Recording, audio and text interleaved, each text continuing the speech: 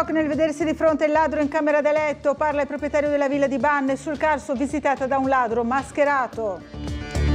Terzo furto in un anno al locale Braccerie Venete di via Madonnina. I ladri si sono introdotti all'interno forzando una porta, rubati 700 euro.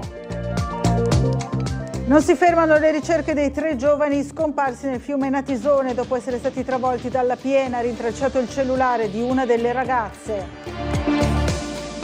La strada di via Madonnina temporaneamente chiusa questa mattina per un allagamento in condominio, polizia locale e vigili del fuoco sul posto per gestire l'emergenza. Parcheggi speciali, divieti di sosta e chiusure delle vie in occasione del concerto di Ultimo domani sera allo Stadio Rocco di Trieste. Non si placa lo scontro sul progetto Cabinovia, il comitato del no insiste, il TAR ci dà ragione, l'assessore Lodi, l'opposizione non attacchi i tecnici. Accettate le dimissioni presentate da Don Malnati per limiti d'età. Lo storico parroco di Notre Dame di Sion tornerà in Lombardia da settembre il sostituto.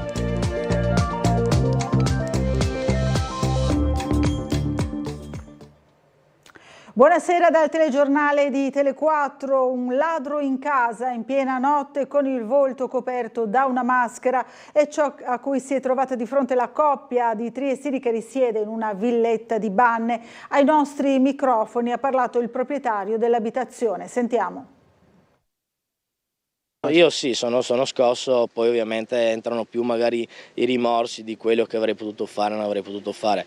Per quanto riguarda invece Jessica, sì, sicuramente svegliarsi con una persona, con un estraneo di fronte al letto non è certo una bella esperienza. Ennesimo furto in casa sul Carso, questa volta essere colpita un'abitazione in località Banne. Il ladro è riuscito a intrufolarsi nella casa nottetempo e a portare via i soldi dal portafoglio del malcapitato. Tanta paura e lo shock di trovarsi di fronte al ladro in camera da letto. Il blitz in casa nella notte fra mercoledì e giovedì. Una coppia di fidanzati che stava dormendo è stata derubata. Un uomo con il volto coperto da una mascherina chirurgica, con addosso un cappello e in mano una piccola torcia per farsi strada, stava rovistando nella casa che fa parte di un comprensorio dove abitano più famiglie. Sul caso indaga la Polizia di Stato. Il ladro è prima entrato in questo giardino dai vicini di casa e poi attraverso uno squarcio della rete è riuscito a passare dall'altra parte, intrufolandosi dentro questa abitazione. La porta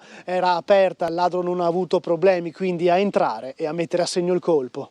Il ladro è riuscito a rubare circa 170 euro dal portafoglio di Gabriele, mentre questi dormiva sul divano. Poi l'uomo mascherato è entrato nella camera da letto della fidanzata Jessica. Lei in quel momento si è svegliata e ha urlato. Anche Gabriele a quel punto si è alzato dal divano e ha provato a intervenire. L'ho rincorso, però in ciabatte e comunque ti sei frustrato, sei comunque così appena sveglio, non è mai facile, no? Soprattutto ti viene, ti assicuro, ti viene quell'adrenalina, quella forte sensazione, così anche a volte di impotenza perché non sai come reagire, no? Non sai cosa fare. No? Infine l'appello di Gabriele: chiudete sempre la porta di casa e se possibile dotarsi di un sistema di allarme. Non è mai una bella sensazione, ti senti un po' più che altro violato, no? Perché entri nelle tue tranquillità, nelle tue routine, in un posto dove ti senti di solito sicuro. No? Ovviamente devo ammettere la dimenticanza di non aver chiuso la portachiave quando sono entrato a casa. È un consiglio che vorrei magari appellare a tutti quanti, mandare a tutti quanti, proprio quello di ricordarsi magari, pur quanto il posto sia tranquillo, pur quanto si possono avere degli animali a casa, per sicurezza di tutti quanti, comunque magari una mandata di chiave che fa sempre comodo. Un altro furto al locale Braccerie Venete, ne avevamo documentato uno qualche tempo fa in via Madonnina. Questa volta i ladri hanno portato via la cassetta delle mance per un bottino di circa 700 euro. Vediamo. Un altro furto nella notte nel locale Braccerie Venete. I ladri sono riusciti a entrare da un ingresso laterale e a portare via 700 euro. Un altro furto al ristorante Braccerie Venete, il secondo in poche settimane, il terzo episodio quest'anno se consideriamo il tentativo di furto a febbraio. Una dipendente del locale si è accorta di quanto successo questa mattina e ha chiamato i carabinieri che sono giunti sul posto. Questa volta non è stato forzato l'ingresso principale, ma il ladro o i ladri sono riusciti a entrare tramite una porta laterale, accedendo dal condominio che ospita il locale stesso. I ladri hanno portato via i soldi che hanno trovato nelle cassette delle mance. Tutto è successo molto rapidamente. I malintenzionati sono prima riusciti ad aprire un varco attraverso la porta laterale del ristorante e poi hanno puntato il retrocassa raccogliendo il bottino in pochi minuti. Infine sono fuggiti proprio mentre scattava l'allarme del locale.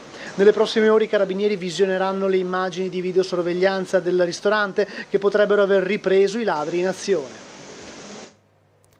Ora ci spostiamo in Friuli per la terribile vicenda dei 3 ragazzi dispersi nel fiume Natisone dopo la piena improvvisa di ieri. Le ricerche sono continuate anche per tutta la giornata di oggi. Oggi è stato anche individuato e trovato un cellulare, il cellulare di una delle ragazze disperse. Allora ricostruiamo quanto accaduto da ieri fino a oggi con le ricerche sul fiume Natisone che continuano senza sosta con il servizio di Stefano Giovanpietro.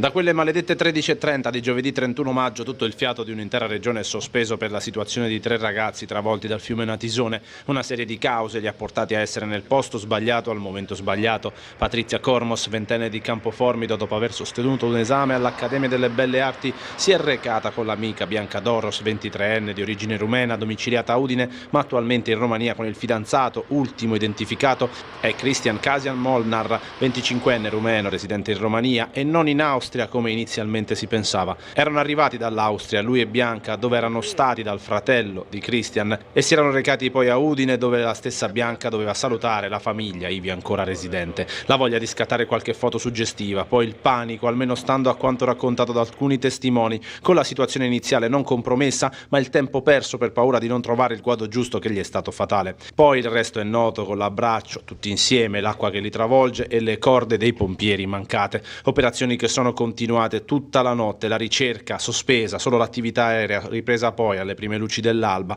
e sono stati proprio i droni messi a disposizione dalla Protezione Civile a intercettare il segnale telefonico di un cellulare che si è agganciato a una cella della zona. Un dato che ha ridato speranza alle ricerche nonostante le quasi 20 ore passate che tra la forza dell'acqua e il rischio di ipotermia ha abbassato tanto le speranze di ritrovare i 3 giovani ancora vivi. Senza un secondo di sosta i vigili del fuoco, la Protezione Civile, la Croce Rossa hanno continuato a lavorare nella base operativa ma anche sul posto, con alcuni sommozzatori che non hanno smesso di immergersi in punti specifici segnalati da un esperto del fiume Natisone, concentrandosi soprattutto nelle zone dove la pressione dell'acqua tende a risucchiare in basso oggetti e purtroppo anche persone. Il tutto mentre altra parte della squadra di soccorso batteva l'argine del fiume scendendo progressivamente a valle. Ha provato alcune volte a discendere sul Natisone anche l'elicottero, regalando speranze poi sfumate. Dalle ricerche alla fine è emerso un ritrovamento, una borsetta da donna con dentro il cellulare, quello di Patrizia, proprio quello che si era agganciato alla cella. Vicino a questo nessuna traccia della ragazza, con la notizia che ha presto raggiunto le famiglie sconfortate dal passare delle ore. Una situazione angosciosa proprio per queste famiglie, tra chi aspetta a casa guardando la TV e chi è lì, perfino chi si vorrebbe cimentare in prima persona nelle ricerche o anche chi è in viaggio come la famiglia di Cristian. Una situazione che, come detto, lascia tutti senza respiro. Quello ce lo mettono gli impagabili sommozzatori che non smettono di cercare e di tenere la fiammella viva per far sì che quell'abbraccio che abbiamo visto non sia stato davvero l'ultimo per i 3 ragazzi trascinati via dal fiume. Un'altra notizia di cronaca: 2 anziani sono stati investiti da una moto oggi poco prima delle 13 in Corso Italia a Gorizia. Nell'impatto uno dei 2 feriti ha perso copiosamente sangue secondo le prime testimonianze ed è stato trasportato in codice giallo all'ospedale di Gorizia. Sono intervenuti anche i carabinieri, la polizia locale e la Croce Verde di Gorizia. Il transito del corso è rimasto bloccato per il tempo dei rilievi. Pompieri al lavoro questa mattina dalle 10 in cima a via Madonnina a causa di spandimenti d'acqua in un condominio. Possiamo anche vedere le immagini, un intervento di per sé non complicato, esauritosi in poco più di un'ora e mezza, ma per consentire il passaggio e la sosta dei mezzi dei vigili del fuoco, la polizia locale ha dovuto chiudere la strada deviando il traffico per altre direttrici e chiudendo appunto l'ingresso proprio della via Madonnina in salita. Ecco, qui vediamo proprio la polizia locale che blocca il traffico e assiste i vigili del fuoco che svolgono l'intervento. Anche i residenti che avevano l'auto oppure i motorini parcheggiati in strada hanno dovuto attendere la fine di questo intervento. Dopo un'ora e mezza la via è stata comunque riaperta. Tutt'altro che conclusa la vicenda della cabinovia. A dispetto dell'interpretazione che ne ha dato il Comune a suo favore, il Comitato No Ovovia giudica estremamente positiva la sentenza emessa dal TAR e continua a sostenere che l'opera non è attuabile. Vediamo e facciamo il punto con la conferenza stampa che hanno realizzato proprio oggi i componenti del Comitato No Ovovia. La battaglia sulla cabinovia continua sul filo delle diverse interpretazioni degli atti giudiziari e amministrativi sull'opera. L'ultima sentenza del TAR è stata giudicata estremamente positiva dal Comitato No Ovovia perché, ha spiegato il portavoce William Starz, ha stabilito che i cittadini danneggiati hanno diritto di opporsi al progetto comunale, ma non solo. Ma soprattutto perché, alla luce di quanto noi abbiamo fatto valere in questi mesi, direi ormai in questi anni, tutta la parte relativa alla procedura per uscire dal dettame di legge che vieta questo tipo di impianti in zone di Natura 2000, la procedura che ha seguito la Regione, suffragata dai documenti che di volta in volta ha presentato il Comune, è stata abrogata dalla sentenza del TAR. L'opera non si può fare all'interno delle zone di Natura 2000. Insomma, lungi dal bocciare i ricorsi del Comitato, che avrebbe invece accolto nel nucleo essenziale, il TAR avrebbe, secondo questa interpretazione, richiamato più volte Comune e Regione a considerare di rivedere o ritirare piani e progetti pregiudizievoli per l'integrità del sito.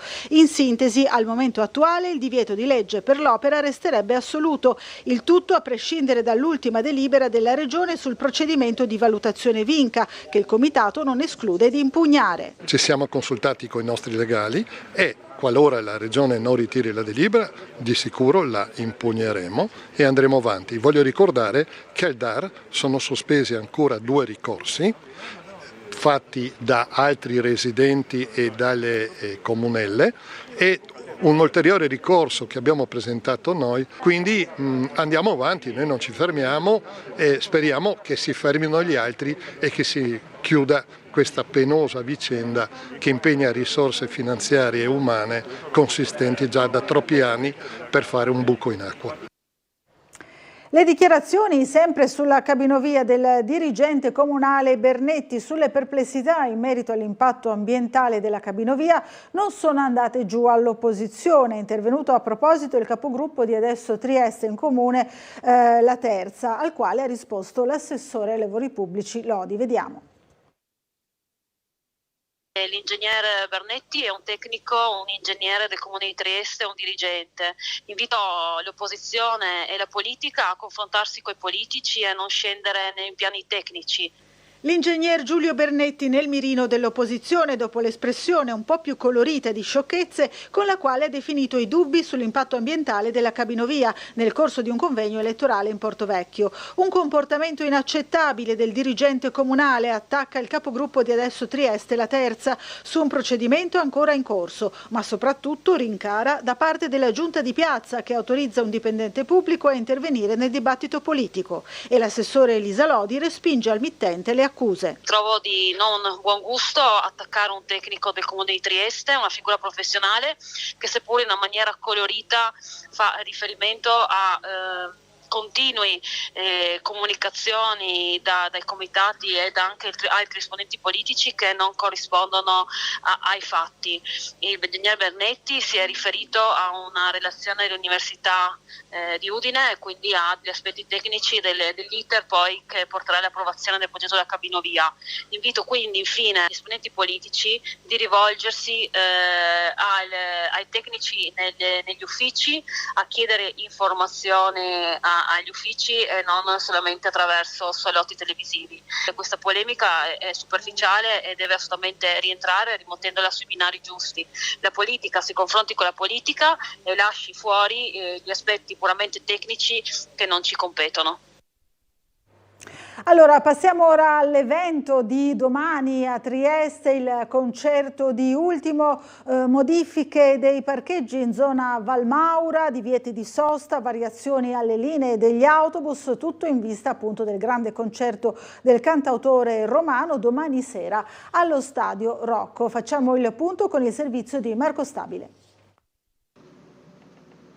Oltre 21.000 le persone attese per il concerto di Ultimo domani sera allo Stadio Rocco. Ingresso al Prato per i fan più accaniti già a partire dalle 17, in una giornata che per i residenti della zona sarà caratterizzata da un'importante serie di restrizioni, vedi i passi carrabili e modifiche a parcheggi e linee degli autobus. Questo il punto della situazione con la polizia locale. Ricordo che da mezzanotte di oggi entreranno in vigore i divieti su tutte le aree circostanti lo Stadio Nero Rocco, in particolare sulla via Valmaura e soprattutto sulle aree di parcheggio dietro la Risiera, il piazzale De Simone e il piazzale che c'è posto fra via Flavia e via Miani. Se qualcuno ha parcheggiato le macchine appunto in quella zona si porti verso il proprio veicolo per spostarlo, perché domani dovremo sgomberare tutta l'area, quindi inizieremo da domani mattina gli sgomberi. Le chiusure avverranno dalle ore 12 in poi via via aumentando e quindi verrà chiusa la via Valmaura, da via Carpineto a Palatucci, la via Miani e la via Palatucci stesso. Le discese della GVT sia in direzione Trieste che in direzione Venezia sulla via Valmaura dalle ore 15 circa, o secondo quanto disposto dal personale della questura, verranno chiuse e interdette, quindi per non andare ad aggravare la situazione sulla via Valmaura che non ha sfogo perché verrà chiusa. Inoltre verrà chiusa anche la via Flavia tra le 22:30 e mezzanotte o fine concerto per permettere il deflusso di tutti i partecipanti. Sarà una domenica abbastanza impegnativa anche per quanto riguarda la viabilità in centro, con tutte le manifestazioni naturalmente si avranno delle ripercussioni. Essendo una giornata festiva, quindi non dovrebbe creare proprio gravissimi problemi. Ora ci dobbiamo fermare per una breve pausa pubblicitaria, restate con noi, a fra poco.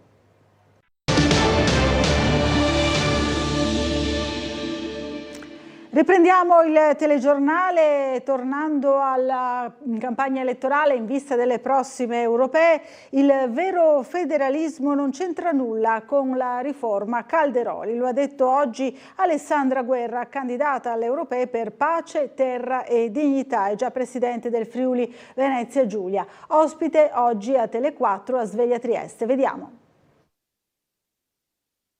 Il federalismo che portava avanti Bossi e poi Maroni, e Maroni che mi ha chiesto di coinvolgere Illy. Lì è finito il mio percorso politico, perché non è che sono cambiata io, è cambiata la Lega. Dalla malattia di Bossi in poi lentamente la sbarra o la barra dal centro-sinistra, centro si è spostata definitivamente a destra, ma quel federalismo non era la geometria non variabile di oggi, cioè quello che sta proponendo Roberto Calderoli. Quello che sta proponendo Roberto Calderoli è il possibile in una maggioranza di destra, all'interno della quale la Meloni vuole il presidenzialismo, e un presidenzialismo forte, con una verticalizzazione della politica importante, dove la Presidente del Consiglio decide tutto, anche il tavolo dei ministri, e non più i partiti ovviamente, e dove una legge elettorale che sembra proporzionale ma è peggio della maggioritaria, perché 4-5 segretari di partito decidono chi deve entrare in Parlamento e chi no. Il federalismo significa che le regioni e attraverso le regioni, le province e i comuni contino sempre di più. Uno Stato federale casomai può arrivare al semipresidenzialismo, ma non può avere un presidente molto forte e contemporaneamente delle regioni deboli, debolissime, con competenze che non hanno coperture finanziarie. Il terzo problema è che non parla dell'unica cosa che tutti gli Stati federali hanno, il Senato delle Regioni. Con una lettera inviata ai propri parrocchiani, Monsignor Malnati ha annunciato l'accoglimento da parte del Vescovo della sua richiesta di dimissioni per raggiunti i limiti d'età. Il nuovo parroco di Notre Dame di Sion sarà scelto a inizio autunno. Intanto abbiamo intervistato Don Ettore Malnati. Con l'anno pastorale nuovo, il Vescovo designerà un nuovo pastore per la comunità di Sion. Il Vescovo Trevisi ha accettato le dimissioni di Monsignor Ettore Malnati. È stato lo stesso parroco di Notre Dame de Sion a comunicare la decisione della diocesi con una lettera inviata ieri alla comunità. Don Ettore aveva annunciato l'intenzione di lasciare già da qualche tempo. Il passaggio di ieri non è altro che la formalizzazione di una decisione presa sostanzialmente per raggiunti limiti di età. Il Vescovo, Don Ettore tiene a sottolineare, ha compreso le ragioni di tale scelta. Mi ha chiesto anche che cosa intendevo poi poter fare. Dico, io non ho, a Trieste ho dato tutto il mio cuore, il mio tempo, però io non ho dei beni immobili a Trieste, quindi penso, se lei è d'accordo che mi dà tutte le facoltà, io penso di poter dare una mano da dove io sono venuto. Don Malnati dunque farà ritorno in Lombardia, come aveva già anticipato, ma, par di capire, seguirà ugualmente le vicende di una città che riveste nella sua storia personale e sacerdotale un'importanza più che rilevante. Trieste mi ha dato tantissimo, non solo a Sion, ma anche nelle realtà della diocesi, al seminario, nella cultura, eccetera. Quindi sono molto debitore a Trieste e sono anche molto contento di aver, con l'aiuto di Dio, creato una nuova comunità ecclesiale a Trieste. Per tracciare un bilancio di 50 anni di servizio c'è ancora tempo. Ma pur se parlando con Don Ettore si percepisce un'emozione magari trattenuta, si capisce anche che quello spirito caustico che lo contraddistingue di certo non è venuto meno in queste ore. E io ho detto alla mia gente di essere cristiani adulti, di non fare i ruffiani e di non fare neanche, diciamo, i contestatori. Sempre nel suo stile. Allora, ci spostiamo a Gorizia perché oggi è stata una giornata di festa a Gorizia insieme a Klagenfurt e a Nova Gorica, città gemellate che hanno rinsaldato il loro legame nell'evento ospitato, lo vedete, possiamo forse anche sentire l'audio di fondo, in piazza Vittoria, il centro del capoluogo isontino. Un incontro tra popoli all'insegna della gioia, della condivisione, della collaborazione che supera tutti i confini. Gruppi austriaci e quelli di Gorizia in costume tradizionale si sono esibiti portando energia, musica e tradizioni. Anche lo vedete nelle immagini, se non propriamente baciato dal sole, la festa targata Klagenfurt ha animato questa mattina il cuore di Gorizia. Qui vediamo il sindaco che parla dal palco, un appuntamento frutto dell'intensificarsi dei rapporti tra la stessa città sull'Isonzo e quella della Carinzia, il cui gemellaggio risale al 1965, portando in piazza Vittoria una settantina di persone dall'Austria. Ha tirato un sospiro di sollievo dopo il maltempo di ieri, quindi alla fine le nuvole hanno lasciato intravedere uno spiraglio di luce che ha permesso quindi a musicisti, ballerini e sbandieratori di esibirsi. A parlare, come avete visto, è stato il sindaco di Gorizia Ziberna, ma oltre alla comunità locale e a quella austriaca, sul palco era rappresentata anche quella di Nova Gorica, con il neo vice sindaco Tomasz Horvat. Anche la più giovane città slovena infatti si è unita al gemellaggio nello stesso anno in una triangolazione sottolineata dal sindaco primo cittadino carinziano Christian Scheider. Diamo un esempio all'Europa, ha detto. Per lui infatti il segnale di unione dei tre stati in un momento storico come questo è fondamentale. Insieme riusciamo, ha detto, a superare le sfide con la cooperazione dei popoli e delle città. Quando c'è questa forma di unione si scongiura ogni forma di conflitto, quindi anche un bel messaggio. Parole condivise da Horvat, rilevando che da questo angolo di Mitteleuropa, ha detto, possiamo essere esempio per un'Europa più nuova e moderna, cooperando insieme per dimostrare che possiamo fare di più. Sono fiducioso, ha aggiunto, sul prosieguo del rapporto in futuro, un segnale anche per la politica.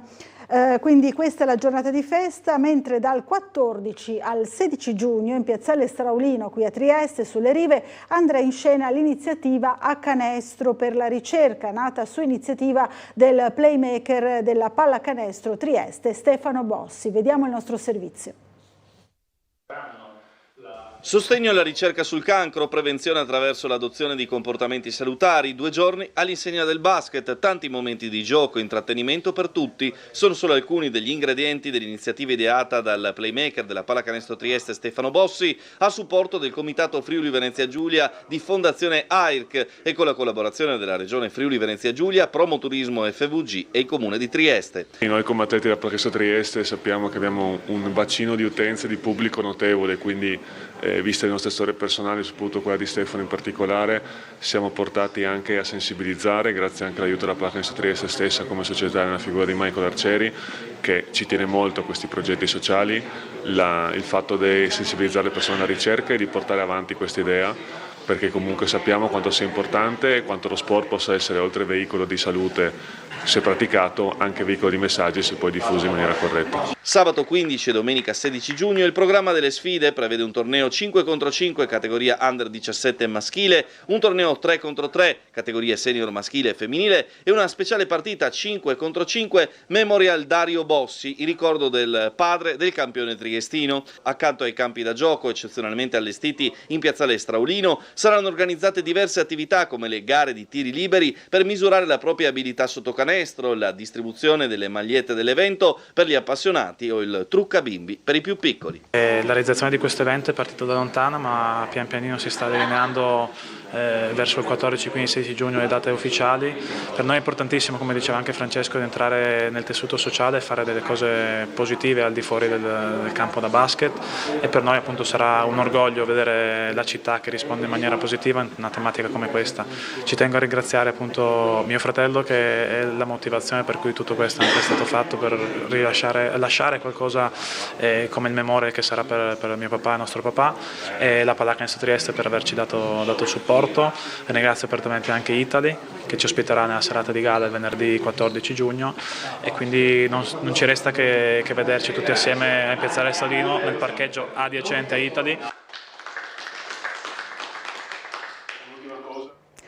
Concludiamo con un aggiornamento sulla terribile vicenda del Friuli di Premariacco, i 3 ragazzi dispersi nel fiume Natisone da ieri. Continuano ancora le ricerche senza sosta, finora è stato trovato, lo sapete, soltanto il cellulare di una delle ragazze, Patrizia. Intanto la Procura di Udine ha aperto un fascicolo informativo senza indagati né ipotesi di reato sulla scomparsa dei 3 ragazzi travolti dalla corrente del Natisone nel primo pomeriggio di ieri. Lo ha confermato il procuratore capo Massimo Lia. È stato recuperato appunto nel primo pomeriggio il telefonino cellulare di una dei 3 scomparsi dopo essere stati investiti dalla piena del fiume mentre si trovavano a Orsaria di Premariacco. Era all'interno di una borsetta da donna. Il cellulare appartiene appunto a una delle ragazze disperse ed è lo stesso dal quale era partita la telefonata al 112 con la quale i giovani avevano chiesto aiuto una volta trovatisi bloccati nelle acque del Natisone. Nonostante appunto i soccorsi tempestivi, purtroppo ancora nessuna notizia arriva sul fronte delle ricerche. È tutto per questa edizione, grazie a tutti per averci seguito e buon proseguimento di serata.